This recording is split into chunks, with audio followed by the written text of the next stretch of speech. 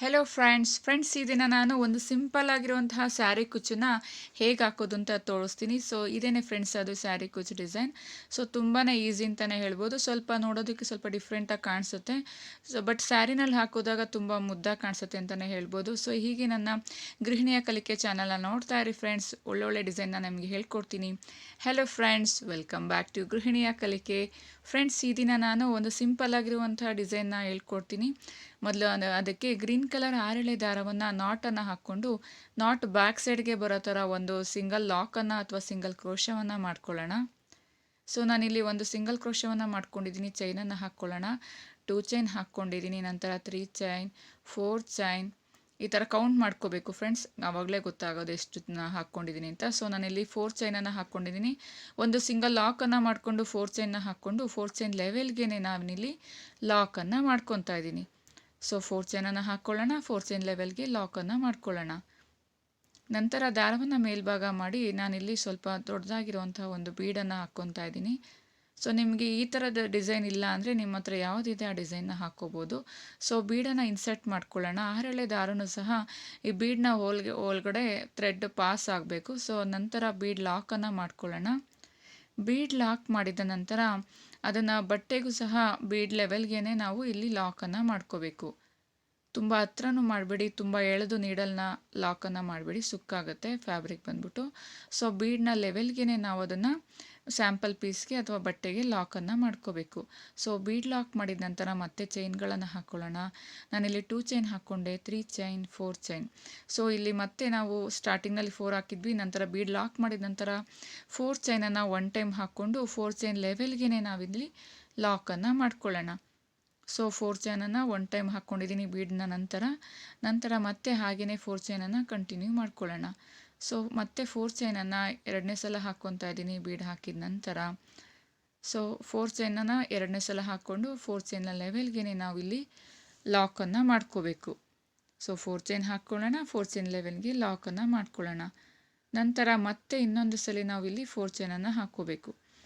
ನೋಡಿ, ಮತ್ತೆ ನಾನು 4 ಚೈನ್ ಹಾಕ್ಕೊತಿದ್ದೀನಿ. ಅದನ್ನು ಅಷ್ಟೇ 4 ಚೈನ್ನ ಲೆವೆಲ್ಗೆ ನಾವಿಲ್ಲಿ ಲಾಕನ್ನು ಮಾಡ್ಕೋಬೇಕು. ನೋಡಿ, 4 ಚೈನ್ ಲೆವೆಲ್ಗೆ ಲಾಕನ್ನು ಮಾಡ್ಕೊಳ್ಳೋಣ. ಸೊ ನಾವಿಲ್ಲಿ ಬೀಡ್ ಹಾಕಿದ ನಂತರ 4 ಚೈನನ್ನು 3 ಟೈಮ್ ಹಾಕ್ಕೊತಾ ಇದ್ದೀವಿ. ಸ್ಟಾರ್ಟಿಂಗ್ನಲ್ಲಿ ಅಷ್ಟೇ ಬೀಡ್ ಹಾಕೋದಕ್ಕಿಂತ ಮುಂಚೆ 4 ಟೈಮ್ 1 ಟೈಮ್, ನಂತರ ಬೀಡ್ ಹಾಕ್ಕೊಂಡು 4 ಚೈನನ್ನು 3 ಟೈಮ್ ಹಾಕ್ಕೊಳ್ಳೋಣ.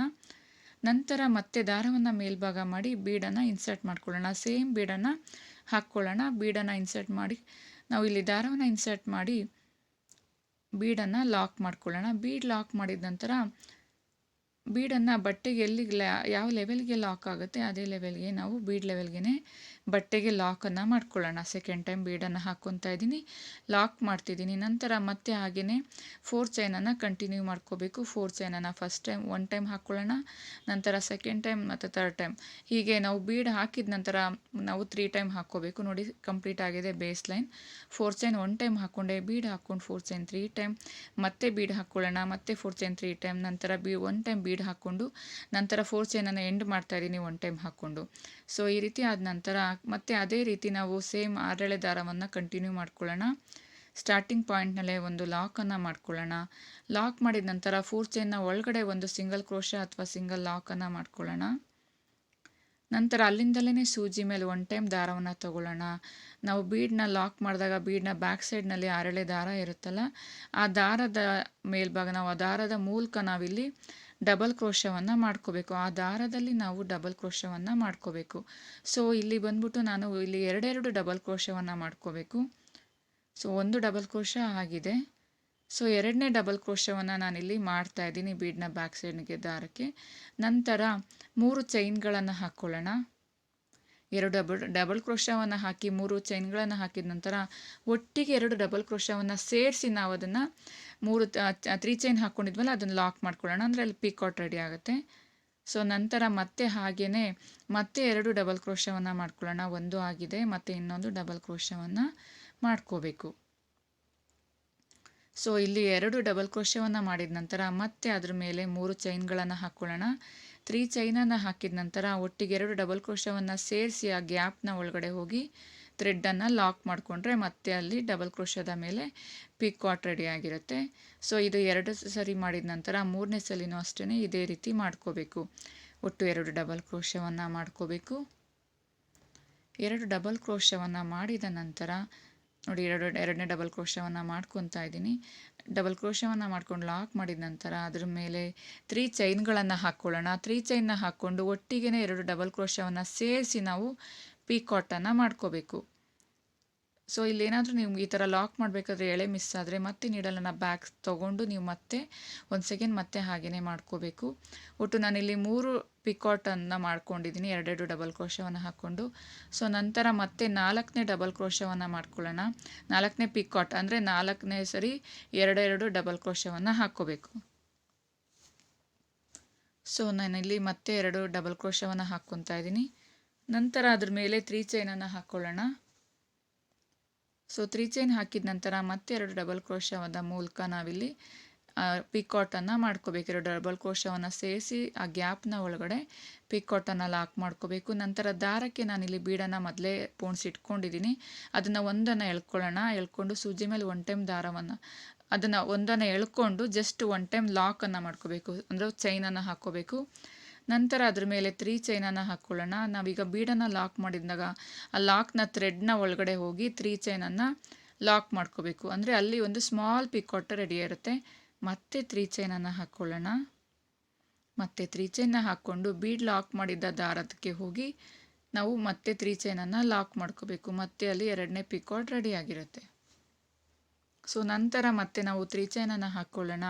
ಮತ್ತೆ ಅದೇ ಗ್ಯಾಪ್ನ ಒಳಗಡೆ ಹೋಗಿ ಬೀಡ್ ಲಾಕ್ ಮಾಡಿದ ಥ್ರೆಡ್ನ ಗ್ಯಾಪ್ನ ಒಳಗಡೆ ಹೋಗಿ ಮತ್ತೆ ಲಾಕನ್ನು ಮಾಡ್ಕೋಬೇಕು. ಇಲ್ಲಿ 3 ಪಿಕಾಟ್ ರೆಡಿ ಆಗಿದೆ. ಸೊ ಅದೇ ರೀತಿ ನಾನಿಲ್ಲಿ ಒಟ್ಟು 5 ಪಿಕಾಟನ್ನು ಮಾಡ್ಕೊತೀನಿ.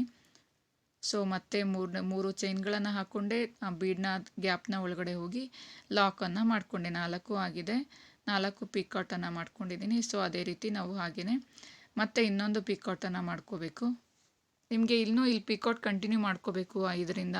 ನಾನು 5 ಮಾಡ್ಕೊಂಡಿದ್ದೀನಿ, ನೀವು 6 ಮಾಡ್ಕೋಬೋದು. ಸೊ ನಾನಿಲ್ಲಿ 5 ಸಾಕು ಅನ್ನಿಸ್ತು, ಸೊ 5 ಮಾಡ್ಕೊಂಡಿದ್ದೀನಿ. ಸೊ ಇಲ್ಲಿ 5 ಪಿಕಾಟ್ ಮಾಡಿದ ನಂತರ ಮತ್ತೆ ನಾವು ಈ ಸ್ಟಾರ್ಟಿಂಗ್ನಲ್ಲಿ 4 ಟೈಮ್ ಮಾಡ್ಕೊಂಡಿದ್ವಲ್ಲ ಅದೇ ರೀತಿ ಮತ್ತೆ ಡಬಲ್ ಕ್ರೋಶವನ್ನು ಕಂಟಿನ್ಯೂ ಮಾಡ್ಕೋಬೇಕು. ಮತ್ತೆ 2 ಡಬಲ್ ಕ್ರೋಶವನ್ನು ಈಗ ನಾನು ಫಸ್ಟ್ ರೈಟ್ ಸೈಡಲ್ಲಿ ಮಾಡಿದ್ದೀನಿ. ಈಗ ಮಧ್ಯದಲ್ಲಿ ಈ ಪಿಕಾಟ್ ನಂತರ ಮತ್ತೆ ಲೆಫ್ಟ್ ಸೈಡ್ನಲ್ಲಿ ಹಾಗೆಯೇ ಡಿಸೈನ್ ಎಂಡ್ ಮಾಡೋದಕ್ಕೆ ಮತ್ತೆ ಉಳಿದ ಡಬಲ್ ಕ್ರೋಶವನ್ನು ಮಾಡ್ಕೋಬೇಕು. ಮತ್ತು ಸೇಮ್ ಅದೇ ರೀತಿ ಕಂಟಿನ್ಯೂ ಮಾಡ್ಕೋಬೇಕು. ಅಂದರೆ 2 ಡಬಲ್ ಕ್ರೋಶವನ್ನು ಮಾಡ್ಕೊಳ್ಳೋಣ. ನೋಡಿ ತೋರಿಸ್ತೀನಿ. 2 ಡಬಲ್ ಕ್ರೋಶವನ್ನು ಮಾಡ್ಕೊಳ್ಳೋಣ. 2 ಡಬಲ್ ಕ್ರೋಶವನ್ನು ಮಾಡಿದ ನಂತರ ಮೇಲ್ಭಾಗದಲ್ಲಿ 3 ಚೈನ್ಗಳನ್ನು ಹಾಕ್ಕೊಳ್ಳೋಣ. 3 ಚೈನ್ನ ಹಾಕ್ಕೊಂಡು ನಂತರ ಅಲ್ಲಿಂದಲೇ 2 ಡಬಲ್ ಕ್ರೋಶವನ್ನು ಸೇರಿಸಿ ನಾವು ಪಿಕಾಟನ್ನು ಮಾಡ್ಕೋಬೇಕು. ಅಂದರೆ ಲಾಕನ್ನು 3 ಚೈನನ್ನು ಲಾಕ್ ಮಾಡಿಕೊಂಡ್ರೆ ಅಲ್ಲಿ ಒಂದು ಪಿಕಾಟ್ ರೆಡಿ ಇರುತ್ತೆ. ಸೊ ಇದೇ ರೀತಿ ಕಂಪ್ಲೀಟಾಗಿ ನಾವು ಇದೇ ರೀತಿ ಮಾಡ್ತಾ ಹೋಗಬೇಕು. ಸೊ ನೋಡಿ ಕಂಪ್ಲೀಟ್ ಆಗಿದೆ. ಸೊ ಇದನ್ನು ಆದ ನಂತರ ಪಕ್ಕದಲ್ಲಿರುವಂಥ 4 ಚೈನ್ನ ಲಾಕ್ನ ಮೇಲೆ ಹೋಗಿ ನಾವು ಲಾಕನ್ನು ಮಾಡ್ಕೋಬೇಕು. ಸೊ 4 ಚೈನ್ನ ಲಾಕ್ನ ಮೇಲೆ ನಾನು ಈ ಡಿಸೈನ್ನ ಲಾಕನ್ನು ಮಾಡ್ತಾಯಿದ್ದೀನಿ. ನೋಡಿ ಈ ರೀತಿ ಕಾಣಿಸುತ್ತೆ, ಒಂದು ರೀತಿಯ ಆರ್ಚ್ ಥರ ಕಾಣಿಸ್ತಾ ಇದೆ. ಸೊ ಈ ರೀತಿ ಡಿಸೈನ್ ರೆಡಿ ಆದ ನಂತರ ಮತ್ತೆ ಪಕ್ಕದಲ್ಲಿರುವಂಥ 4 ಚೈನ್ನ ಒಳಗಡೆ ನಾವು ಡೈರೆಕ್ಟ್ 4 ಚೈನ್ನ ಹಾಕ್ಕೋಬೋದು. ಇಲ್ಲ ಅಂದರೆ 4 ಚೈನ್ನ ಒಳಗಡೆ ಸಿಂಗಲ್ ಕ್ರೋಶದಿಂದ ನಾವು ಅದನ್ನು ಫಿಲ್ ಮಾಡ್ತಾ ಹೋಗ್ಬೋದು 4 ಚೈನನ್ನು. ಅದು ಒಂದು ರೀತಿ ಲುಕ್ಕನ್ನು ಕೊಡುತ್ತೆ. ಸೊ ನಾನು ಅದಕ್ಕೆ ಈ ರೀತಿ ಮಾಡ್ತಾಯಿದ್ದೀನಿ. 4 ಸಿಂಗಲ್ ಕ್ರೋಶವನ್ನು ಮಾಡಿದ ನಂತರ 4 ಚೈನ್ನ ಲಾಕ್ನ ಮೇಲೆ ಒಂದು ಲಾಕ್ ಮಾಡಿಕೊಂಡೆ. ನಂತರ ಪಕ್ಕದಲ್ಲಿರುವಂಥ 4 ಚೈನ್ನ ಒಳಗಡೆ ಒಂದು ಸಿಂಗಲ್ ಕ್ರೋಶವನ್ನು ಮಾಡ್ಕೊಳ್ಳೋಣ. ನಂತರ ಮಾಡ್ಕೊಂಡಿದ ನಂತರ ಅಲ್ಲಿಂದಲೇ ಸೂಜಿ ಮೇಲೆ 1 ಟೈಮ್ ದಾರವನ್ನು ತಗೊಂಡು ಬೀಡ್ನ ಬ್ಯಾಕ್ ಸೈಡ್ನಲ್ಲಿರೋ ದಾರಕ್ಕೆ ನಾವು 2 ಡಬಲ್ ಕ್ರೋಶವನ್ನು ಮಾಡಿಕೊಂಡು 3 ಚೈನ್ಗಳನ್ನು ಹಾಕ್ಕೊಂಡು ನಾವಲ್ಲಿ ಪಿಕಾಟನ್ನು ಮಾಡ್ಕೋಬೇಕು. ಸೊ ನಾನಿಲ್ಲಿ 2 ಡಬಲ್ ಕ್ರೋಶವನ್ನು ಮಾಡ್ಕೊತಾ ಇದ್ದೀನಿ. 2 ಡಬಲ್ ಕ್ರೋಶವನ್ನು ಮಾಡಿಕೊಂಡು ಅದರ ಮೇಲೆ 3 ಚೈನನ್ನು ಹಾಕ್ಕೊಂಡು ಪಿಕಾಟನ್ನು ಮಾಡಿಕೊಂಡು ಡಿಸೈನನ್ನು ಹೀಗೆ ಕಂಟಿನ್ಯೂ ಮಾಡ್ಕೊತಾ ಹೋಗಬೇಕು. ಸೊ ನಾನಿಲ್ಲಿ ಇದ್ರ ಮೇಲೆ ಮತ್ತೆ ಪಿಕಾಟನ್ನು ಮಾಡ್ಕೊಳ್ಳೋಣ. 3 ಪಿಕಾಟನ್ನು ಮಾಡಿಕೊಂಡು ಒಟ್ಟಿಗೆ 2 ಡಬಲ್ ಕ್ರೋಶವನ್ನು ಸೇರಿಸಿ 3 ಚೈನನ್ನು ಲಾಕ್ ಮಾಡಿದ್ರೆ ಅಲ್ಲಿ ಒಂದು ಪಿಕಾಟ್ ರೆಡಿ ಆಗಿರುತ್ತೆ. ಸೊ ಇದೇ ರೀತಿ ನಾವು ಹಾಗೆಯೇ ಕಂಟಿನ್ಯೂ ಮಾಡ್ಕೊತಾ ಹೋಗಬೇಕು. ನೋಡಿದ್ರಲ್ಲ ಫ್ರೆಂಡ್ಸ್, ಈ ರೀತಿ ಡಿಸೈನ್ ಎಂಡ್ ಆಗಿದೆ. ನೋಡಿ ಈ ರೀತಿ ಕಾಣಿಸ್ತಾ ಇದೆ. ನಿಮಗೆ ಇಷ್ಟ ಆಗಿದೆ ಅಂತ ಅಂದ್ಕೊತೀನಿ. ಇದಕ್ಕೆ ನಾನೀಗ ಕುಚ್ಚನ್ನು ಹಾಕಿದ ನಂತರ 240 ಎಳೆ ಕುಚ್ಚನ್ನು ಹಾಕಿದ್ದೀನಿ 240 ಎಳೆನಲ್ಲಿ. ತುಂಬಾ ಕ್ಯೂಟಾಗಿದೆ. ಗ್ರೀನ್ಗೆ ರೆಡ್ ಕಲರ್ ಕಾಂಬಿನೇಷನಲ್ಲಿ ಕುಚ್ಚನ್ನು ಹಾಕಿದ್ದೀನಿ. ಸೊ ನಿಮಗೆ ಇದು ಡಿಸೈನ್ ಇಷ್ಟ ಆಗಿದೆ ಅಂತ ಅಂದ್ಕೊತೀನಿ. ಹೀಗೆ ನನ್ನ ಚಾನಲ್ನ ನೋಡ್ತಾ ಇರಿ ಫ್ರೆಂಡ್ಸ್. ನೋಡಿ ತುಂಬಾ ಸಿಂಪಲ್ ಆಗಿರುವಂಥ ಒಂದು ಡಿಸೈನ ನಾನು ನಿಮಗೆ ತೋರಿಸ್ತಾ ಇದ್ದೀನಿ. ನಿಮಗೆ ಇಷ್ಟ ಆಗಿದ್ರೆ ನನ್ನ ಗೃಹಿಣಿಯ ಕಲಿಕೆ ಚಾನಲ್ನ ಒಂದು ವೀಡಿಯೋಗೆ ಲೈಕನ್ನು ಕೊಡಿ. ಈ ವಿಡಿಯೋಗೆ ನಿಮಗೆ ಇನ್ನೂ ತುಂಬಾ ಇಷ್ಟ ಆಗಿದೆ ನಿಮ್ಮ ಫ್ಯಾಮಿಲಿ ಫ್ರೆಂಡ್ಸ್ಗೂ ಸಹ ಶೇರ್ ಮಾಡಿ. ಅವ್ರಿಗೂ ಸಹ ನನ್ನ ಗೃಹಿಣಿಯ ಕಲಿಕೆ ಚಾನಲ್ನ ನೋಡೋದಕ್ಕೆ ಹೇಳಿ ಫ್ರೆಂಡ್ಸ್. ಹಾಗೆ ಸಪೋರ್ಟನ್ನು ಮಾಡ್ತಾಯಿರಿ, ಲೈಕ್ ಮಾಡಿ, ಸಬ್ಸ್ಕ್ರೈಬ್ ಮಾಡಿಲ್ಲ ಅಂದರೆ ಸಬ್ಸ್ಕ್ರೈಬನ್ನು ಮಾಡಿ. ಹೀಗೆ ನನ್ನ ಚಾನಲ್ನ ನೋಡ್ತಾ ಇರಿ. ನಿಮ್ಗೆ ಇನ್ನೂ ಒಳ್ಳೊಳ್ಳೆ ಡಿಸೈನ್ನ ತೋರಿಸ್ತೀನಿ. ಬ್ರೈಡಲ್ ಟು ಸಿಂಪಲ್ ಬ್ರೈಡಲ್ ಮತ್ತು ಬಾರ್ಡರ್ ಡಿಸೈನ್ನ ಎಲ್ಲ ನಿಮಗೆ ತೋರಿಸ್ತೀನಿ. ಹೀಗೆ ಸಪೋರ್ಟನ್ನು ಮಾಡ್ತಾಯಿರಿ. Thank you for watching. Thank you so much.